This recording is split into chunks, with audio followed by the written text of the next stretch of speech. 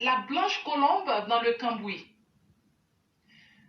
Telle une blanche colombe pétrie de paix et de pureté, il s'est assigné pour mission de redorer le blason de sa patrie.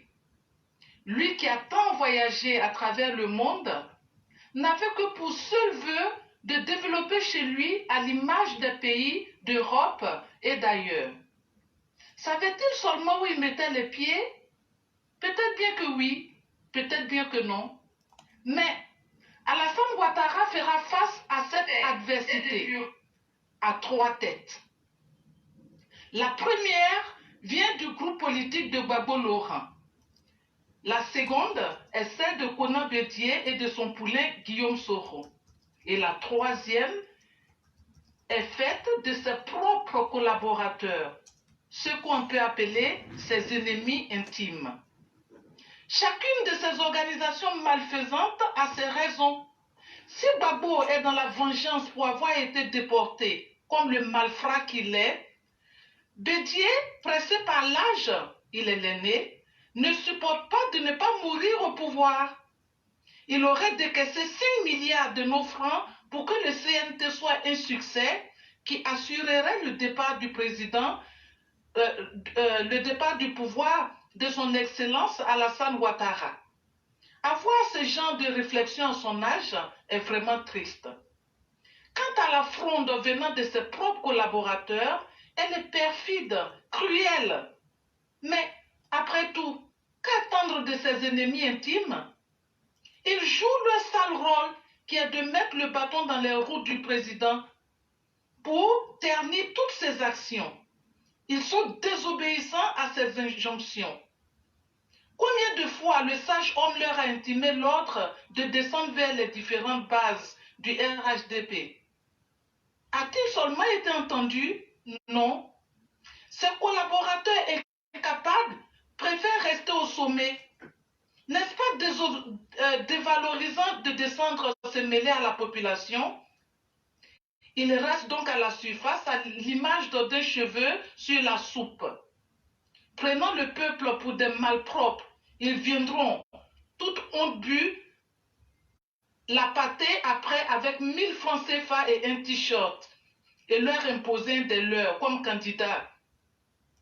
Son Excellence Alassane Ouattara, face à toutes ces manœuvres, s'est vêtu d'un manteau de protection. Il semble avoir appliqué la maxime de Feu son père ou Félix Houphouët-Boigny, qui dit préférer l'injustice au désordre. Il reconduit à leur poste les mêmes, une façon pour lui de se protéger de leurs pratiques nocives.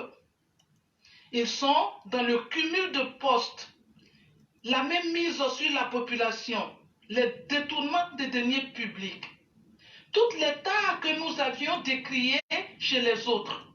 Non, son Excellence Alassane Ouattara n'est pas fautif. Au contraire, il a réussi là où ses prédécesseurs ont échoué. À lui seul, je veux dire, avec quelques bons éléments de son entourage, il a fait des merveilles.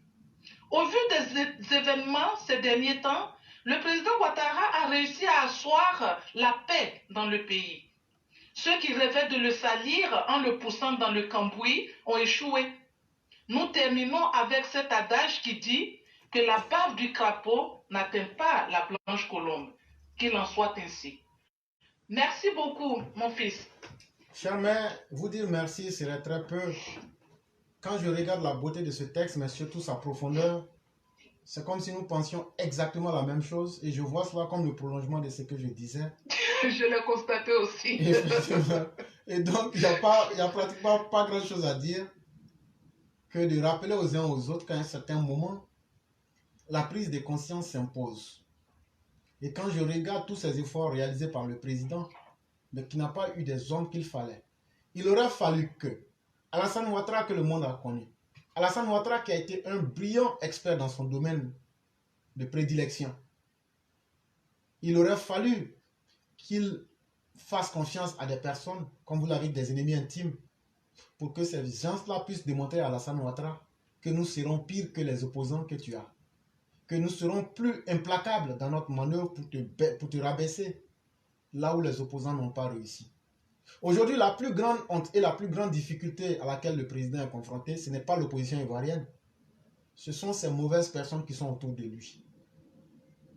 Malheureusement, Dieu ne donne pas tout à un homme. Et à la fin de la journée, on ne peut pas demander à quelqu'un de se suicider. Vraiment, le président a fait ce qu'il peut. Et comme je le disais, on ne va pas aussi lui demander de faire l'impossible. L'avenir déterminera de ce que chacun aura ou n'aura pas. Et donc, on va tous rester là et regarder ce que demain nous donnera. Vraiment, merci beaucoup, chère mère. Merci infiniment de ce texte. Merci beaucoup. Je vous en prie. Et vous passez une excellente soirée. Merci, merci. Merci beaucoup.